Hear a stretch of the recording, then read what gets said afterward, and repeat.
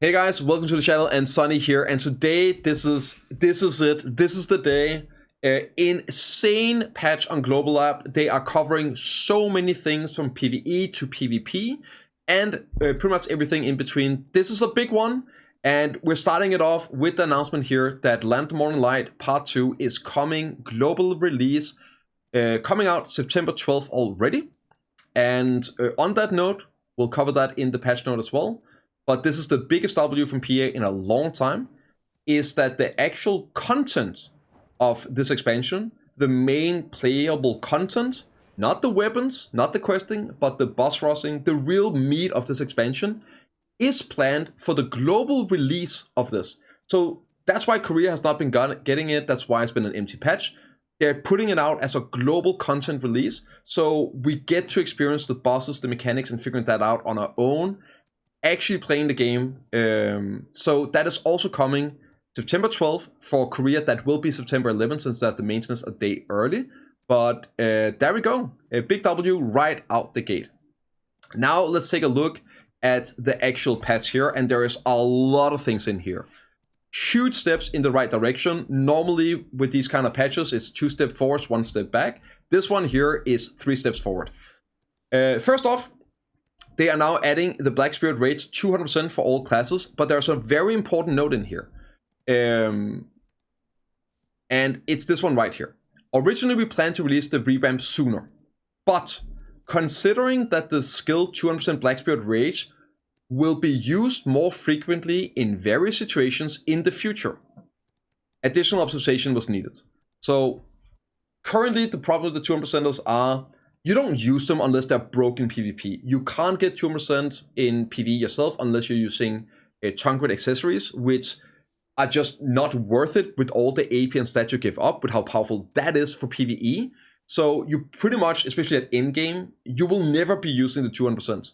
If they're adding things in the future, let's say red artifacts like they're doing now with the all DR and all evasion, and also the Kabua artifacts, if they were to add a Black Spirit Rage artifact, yellow grade with HP, stamina, and BSR, they could easily be 40 to 50% each, meaning that you could actually be capping this out consistently without giving out too much in the future. If that's the stuff they have planned, then these abilities look a lot better because they did a lot for them in PvE, but they're still basically terrible in PvP.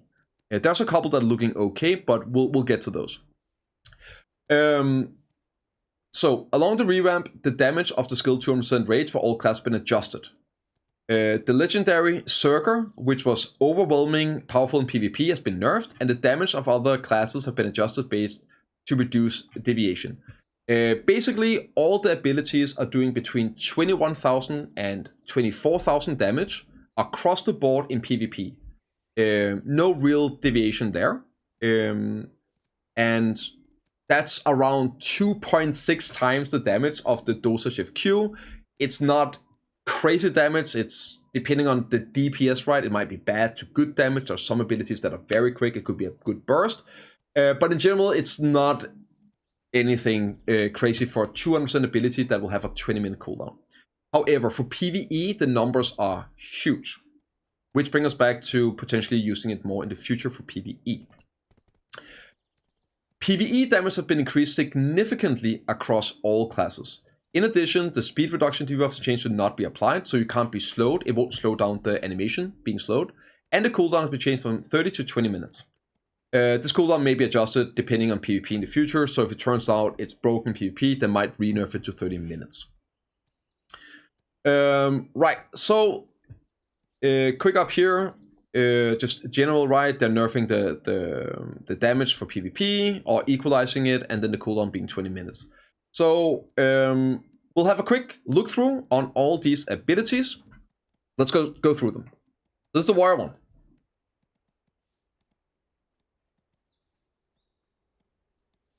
And pretty much all these abilities do the exact same total damage, and they have some CCs applied along the way.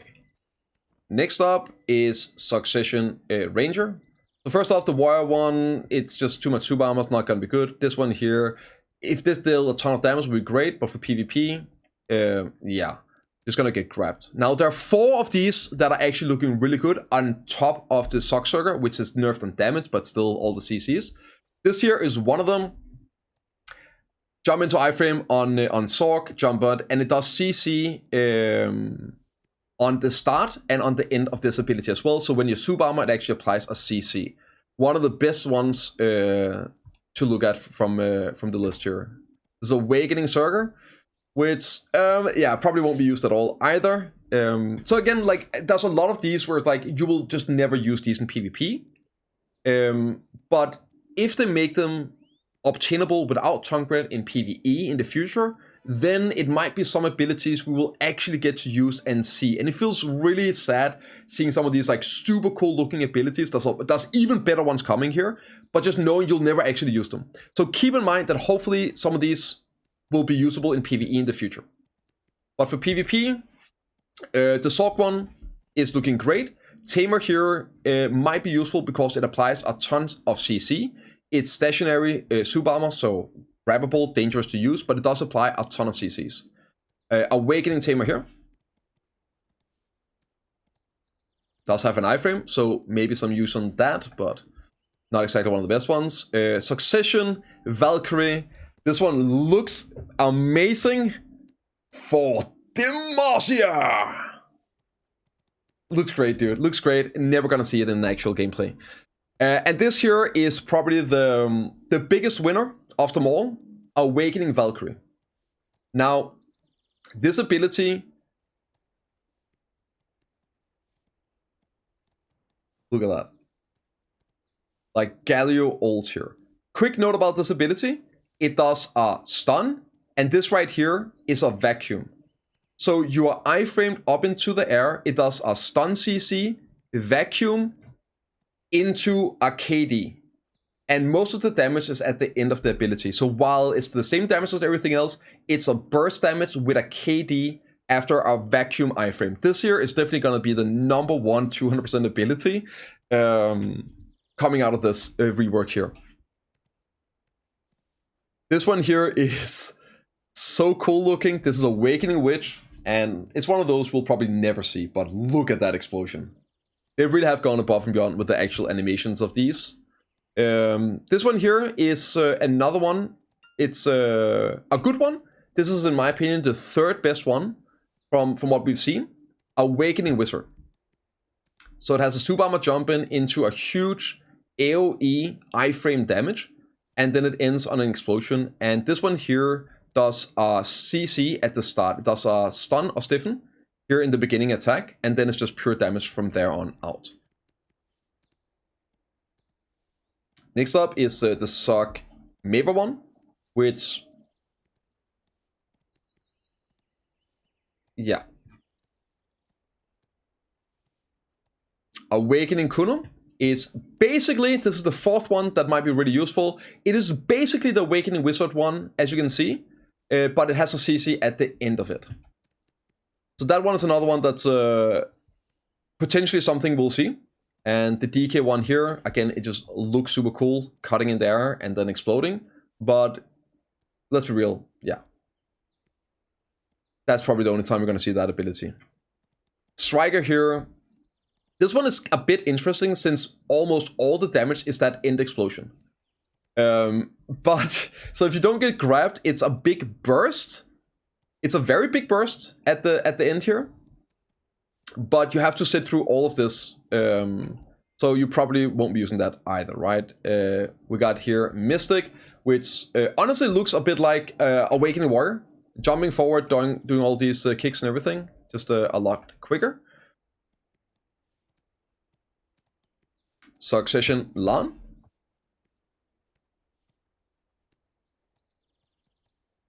Yeah.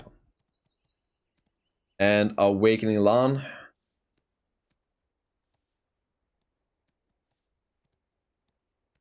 So they all look like amazing. They look great. I really hope that in the future we get something to allow us to consistently use these in PvE.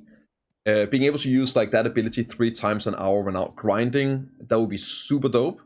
But in the current states of having to use chunk red, you won't be doing that. Guardian 200% here. Again, huge AoE, but you're just a sitting duck. So those are the reworked 200%ers in terms of animations. And then there are still the exact same chains in terms of damage and everything to all the other 200%ers in the game, but they're not getting an animation rework. So, but they will still end up doing the same damage, which is a big W to some abilities. For example, Sock Warrior. It's a very fast 200%. So that's going to be a big instant nuke, potentially enough damage to kill people, right? Might make it useful in group fighting, now that also Sock Zerker is nerfed. This here, for all the class changes, you can check the list. I will, of course, link the notes in the description down below. But pretty much all the classes here, it's just a description changes for the BSR abilities. So, like, just slight adjustments to only the BSR abilities. Movement speed is adjusted accordingly because you can't get slowed now, or you can get buffed up. So it's just equalizing a lot of this across the board. Now, the Giant, right? So this is the only class that has an actual update. And guys, they did it. They actually did it. They nerfed Succession Zerker in a meaningful way. So they heard the feedback and they basically say here, there was a nerf a few weeks ago in a patch, but there were some parts that were not taken into account in the patch at the time, so it's currently showing too much power. Yeah, which is different from the intent. So they made an actual nerf, right? First off, the Black Spirit raid stuff here, which is like all the other classes, some slight changes, like instead of air attack, it's down attack. This right here is just the visual, the demonstration. It's being modified to match the ability. It's not actually changes in the game. Here it comes. The DP buff goes from 40 DP for 20 seconds to 30 DP for 10 seconds. It's on a 20-second cooldown since the nerf. So they were able to keep up the 40 DP permanently. Now it's going to be 30 DP for half the time, 50% uptime. And this is the big changes. They are adding stamina usage, consumption on using movement abilities. The activation condition of the following skill has been changed from consuming Fighting Spirit to consuming Stamina. So they still have the Stamina lock, but now they actually use Stamina as well. So Lava Piercer, 200 Stamina. Prime Lava Piercer, 250 Stamina. And Prime Predatory Hunt, 250 Stamina. And then the Shake Off is reduced from 200 to 100 Stamina consumption. So this means, I personally think this is a great nerf because the Zerkers are still Zerkers. If this ends up being too much, right, I'm always in the camp of no class should be killed. It should still be playable and functionable, but if it's OP, it needs to be nerfed. If it's underpowered, it needs to be buffed, even if it used to be OP or whatever. So I think this is probably going to be fine. It's a giga nerf. However, if a Zerker tries to Zerk you and do Zerk things to you, it still can. Nothing has changed. It's still the same class, it still does the same thing. The difference is that it can't do it for infinity anymore. You need to either kite away, use some abilities to recover stamina, fight and not just be a grab bot and killable grab bot running around spamming CCs and all that, and then when you finally get one, you blast. It will still Zerk you, it still do Zerker things, but there's now a window where it can't do it. If you avoid getting Zerked, then it will be some time before it does it again, right? It might have to actually open itself up for CCs or things like that. This is what people have been asking for. I don't know what else to say. Absolutely giga nerf, but with how strong the class is, it needed something drastic, right? And the Zerker is still the Zerker, right? It didn't nerf abilities other than just adding stamina, so it can do exactly what it does right now. It just can't do it forever. Again, more of these changes. This is all the Black Spirit stuff, so you can check out the details for your class if you want to, but nothing drastic. It's basically the general changes. And here comes the big news. So, as I mentioned at the start of this video, we are getting the Black Desert Temple, the Boss Rush, part 2 with Land of Moonlight part 2. So it's basically what we already know. It's a group boss fight. It's going to be 5 people. You can do these boss fights. The big difference from the current boss fights is that the orbs, the moon, the sun, and the earth, they work differently. Instead of giving you stats, it uses your own gear, by the way, fully own gear. But instead of giving you stats, it gives you a buff. So if you, pretty much, if party members go into the red one, you deal more damage, and it's meant to be able to speedrun, compete for times. I believe the moon one gives you survivability, and then the earth one allows you more reses for people. If you die, then you get potentially an additional res to allow for easier clear and learning the bosses. So this is really cool. You can select the buff you need for the stuff you're doing to make it easier or to potentially run for timers and ranking. There's going to be 2 versions. There's going to be a normal version and a hard version. The normal version is set to around 300 AP, and the hard version is for 330 AP. Now, in terms of difficulty, they say that mechanics are going to be... basically, the difficulty of the mechanics is not too difficult compared to hard mode attraction. So if you tried the hard mode bosses, not the difficulty of doing it, but the mechanics difficulty is going to be around the same. It wouldn't be too much of a difference in terms of mechanical difficulty. But then, of course, there's going to be a challenge with the damage taken and all that. So that's what we know about this. And the big news is here. The bosses that are being prepared are the 4 bosses here. These bosses are being prepared with the goal applied to the official server on September 11th. So that's a Korean server. And the global regular patch on September 12th, the following day, is scheduled to include not only new bosses, but also the soul chapter of the Land of the Morning Light. So please look forward to it. So basically, we're going to get a global release as much as we can for the boss rushes, so we get to actually experience the new content, learn the mechanics and all that for the first time in BDO history, as close to the Korean launch as humanly possible. Super excited for that. It's a Giga W, and if this marks a permanent and continued change of direction from PA to do this and aim for global releases of expansions, that's a big step in our mentality change from Pro Abyss, and that's a big W for us as players and consumers. So hopefully this is just the beginning, and they keep bringing out global releases and global expansions in the future. So here are a quick view of the 4 bosses. It looks like, again, it's weekly rewards. It seems that there are 4 bosses you can do, right? This might change in the future when there's more bosses. 2 more bosses are being worked on, but there'll be 4 initial. And it's a weekly reward boss, just like the current ones. So you have the Earthworm here, the Fire, you have the blue-haired boy, the Immortal, and the Uture. These 2 we've already seen as world bosses. And it's going to be 5-man groups. You see the sun, the more you have, the better for quick subjugation, so more damage. Moon, more survivability, and then Earth, you can resurrect more times. Difficulty here. And let's talk about the loot for these bosses. So there's the guaranteed loot, and on the hard mode, it is a piece of the boss. These are used for titles, so the more you collect of these, the different titles you can acquire. You get 5 responded light stones, 50 memory fragments, 25 cool fragments. These are going to be the Debo turn-in fragments. 50 Caphras, 50 black stones, and 100 coins. Now, over on the chance loot, there is the Flame of the Beginning, which is the one you use to make the sovereign weapons if you're not going for double pin black stars. You can also get the tiers, the best crystals, for the 3 versions of the Bong Water, the Hentai, and the Gearing Crystal. You're also going to have all the Deboraka accessories you can drop.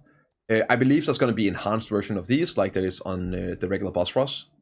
And then also the Astral accessories, which are the weaker, it's like the Tepec, but with HP recovery and with BSR recovery. So lower stats, but are used on a 10-minute cooldown. You also have all of the refinement stones, which are the stat upgrades you can use on sovereign weapons. They are super hard to come by on Korea right now that they don't have this. So this will probably be the best source of these refinement stones to upgrade raw stats like AP, DP, ignore resistance, etc. on your Black Spirit, on your Sovereign weapons. And it's basically the same for all of them. The only difference would be the type of light stones you get, and then of course the proof of conquest. Everything else is the same on the 4 bosses. The titles you can get here. The impact is great. That's what she said. That's not how you do it. So you can get some different titles here from these bosses with these pieces you can collect. And there's also going to be a different ranking. So depending on the rank you do it in, you can... there's no more... Yeah, we're just gonna move on. Yeah, whatever. Depending on your rank, you get bonus drops of these items here. The higher the rank, the higher the probability of getting the tiers and the debo accessories. And for the normal difficulty, it is less drops, and you also only get fragments by chance. Spoils of War ranked 9 though, so I'm not too sure about the rest of the stuff. But yeah. Next up is the announcement. I told you this patch notes is a patch note that keeps on giving, boys. We're halfway through it. Guild League is starting. Regular season Guild League is starting already next week. It will be back on August 28, and then that will be August 29 on the global release. Thursday next week, Ranked Guild League is back. However, there's updates to it, and they are nice. So let's take a look at the updates for it. First, they are changing the ranking in terms of opponents. So currently, in the old version, if you're over 1801 rank points, you would be equalized between everyone. So you would be fighting guilds that had 7,000 points at a same rate as the guild that has 5,000 points. They're changing that to go up to 3.8k, and then having some more steps in between 1800. So there should be room for better matchmaking for guilds participating. They are also making it so you will auto-spawn if you die, so you can't cheese it by getting first blood and then dying and then just waiting AFK until time runs out and then winning. So there will be a forced respawn to avoid exploiting and cheesing the game mode. But wait, there is more. So not only are we getting Guild League starting, they are looking to adding a bonus mini season or mini game mode for Arena of Solare. Alright, so during the off-season, they're writing here that they're still looking to have the regular Arena Solar, the way it works now, the seasons, be the main Arena Solar content. But since it was a short season and people wanted more, they are looking into adding some new systems using Arena Solar. And for that, they are looking at a 1 versus 1 system, the Fighting Spirit mode for Arena Solar. So a ranked 1 versus 1 game mode for Arena Solar, and the Solar Spears King, which looks to be 3v3 Arena Solar, but using your own gear. So an uncapped Arena of Solar 3v3 game mode, plus a regular 1 versus 1 Arena Solar, which would probably be using the Arena Solar gear. So that's something they're also cooking up. Is this out already on Thursday next week? We don't know. They don't make it fully clear if this will drop with the Guild League season, but it's in there. They're working on it, and it might be coming out right away. And it sounds like they're looking to use this either as a permanent thing or as a in-between regular AOS seasons. And they're also working to improve the regular AOS. They write this as well. Highly recommend skimming through this if you're into PvP. So a further note on the increased silver in RBF. Additionally, we will continue to improve the content such as RBF, Node War, Siege, and War of the Roses based on your feedback. So even though this is a big buff to the silver for RBF, it's not enough. And they do acknowledge that they are listening to feedback and they are looking to make changes that the players want to see for RBF, Node Wars, and Siege and War of the Roses. They are also adding new things. They are adding rewards and everything. Let's go through it.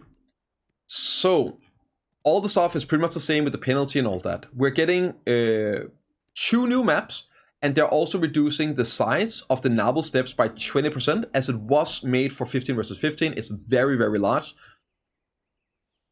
But they're reducing by 20%, so it should be a bit tighter for combat. It's still very big. We still have Field of Honor, and then they're adding the new map, Taptar Plain, not Kaposia Ridge here, which is the one they added in the past, which was absolutely horrendous.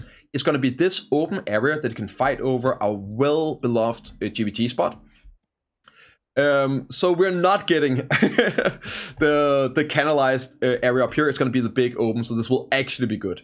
And we're getting the Gong Palace, which is going to be this big square here. They do say it's a square, so I assume it's the entire thing, where you can also hide behind the big palace here. So a big, flat, open area to fight in. So those 2 new maps are being added as well. All of this is the same. The guild ranking, the points and all that, pretty much the same. Now, here comes the difference. You have the different ranking going all the way up from 1800 to 3.8, so hopefully better and more equal matchmaking. They are buffing EXP gain, so you're going to be getting almost double the EXP per win and loss, roughly. And they are buffing the rewards. So the rewards are going to be 400 million, it's currently 200 million. You get Perfume of Enchantment and large amount of battle EXP. Also, they are adding some change. I think there's like a few more elixirs in there, tendons and all.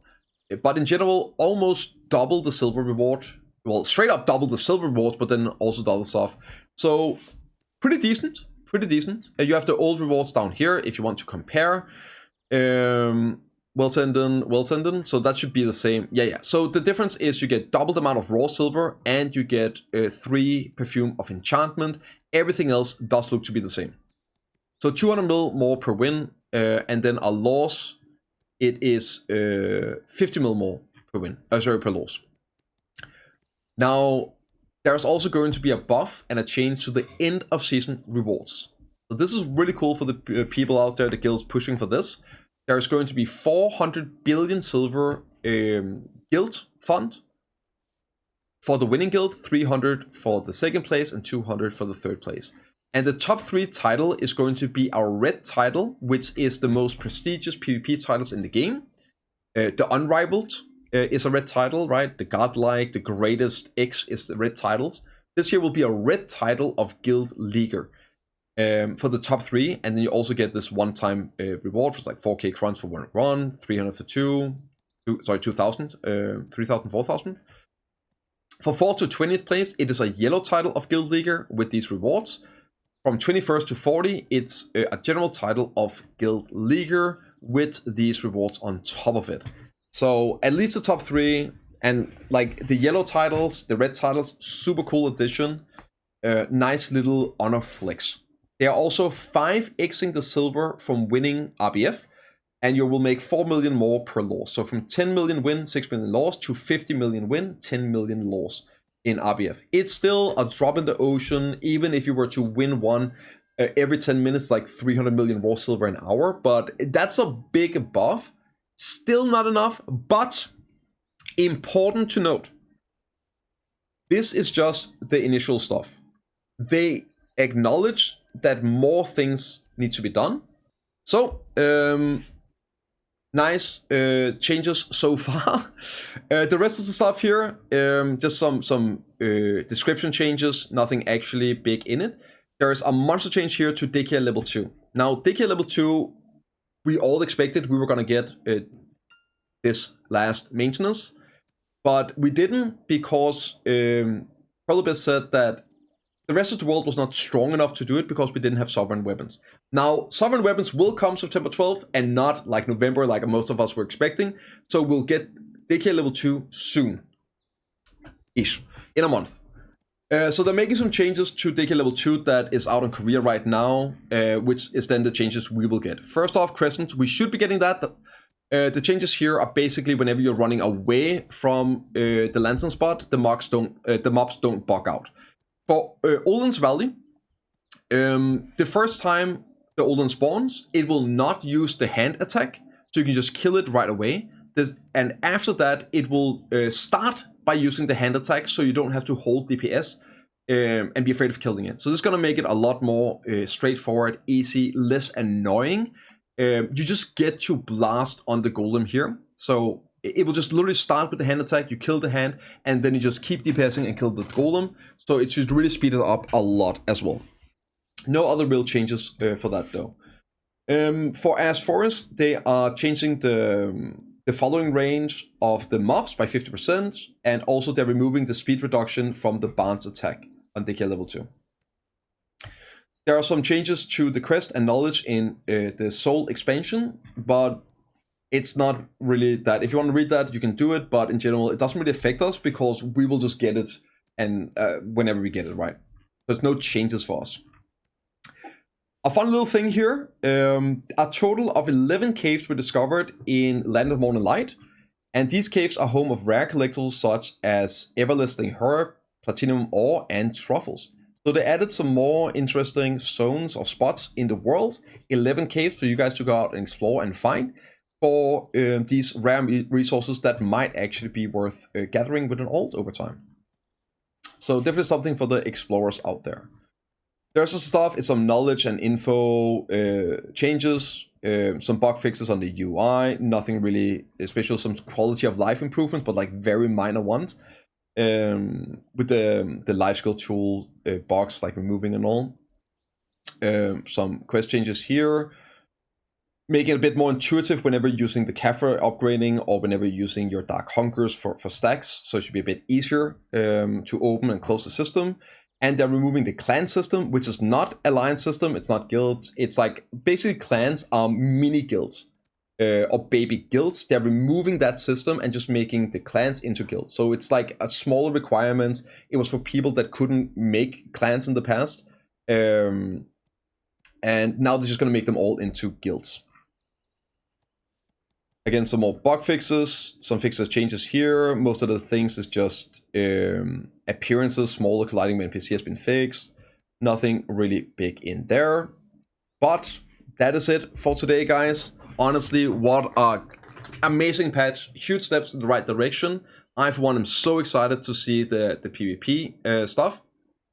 And also the Land of Morning Light and getting the actual content as a global release. But let me know what you guys think. Is this too little, too late? Are you guys as excited to actually get some real tangible stuff in this game as I am?